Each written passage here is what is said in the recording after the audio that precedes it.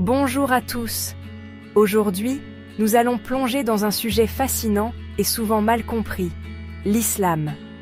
Nous allons parler du mot islam, de ses origines, de ses significations et de ce qu'il représente pour des millions de personnes à travers le monde.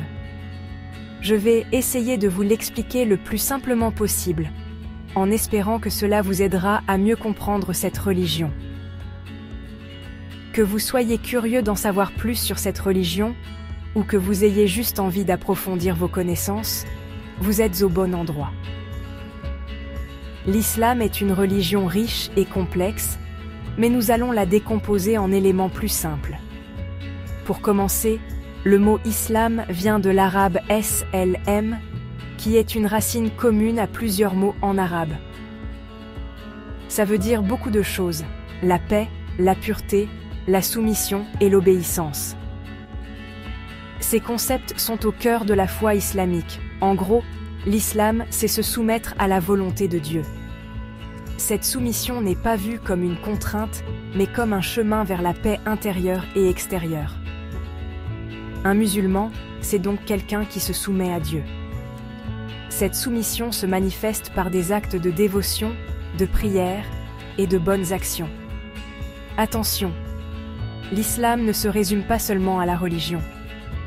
C'est une véritable philosophie de vie qui touche à tous les domaines, de la spiritualité à la vie quotidienne. C'est une vraie philosophie de vie qui touche à tous les domaines.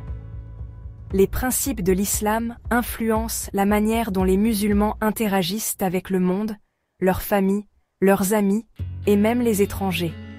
La justice, la compassion, le respect de tous les êtres humains. Tout ça fait partie de l'islam. Ces valeurs sont essentielles et sont encouragées dans tous les aspects de la vie.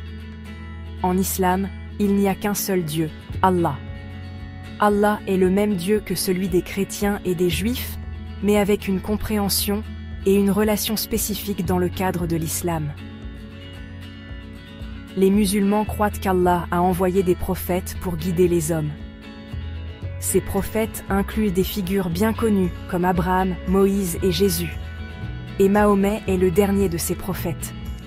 Il est considéré comme le sceau des prophètes, celui qui a complété et finalisé le message divin. Autre point important, la communauté. La communauté musulmane, ou Ummah, est un aspect central de la vie islamique.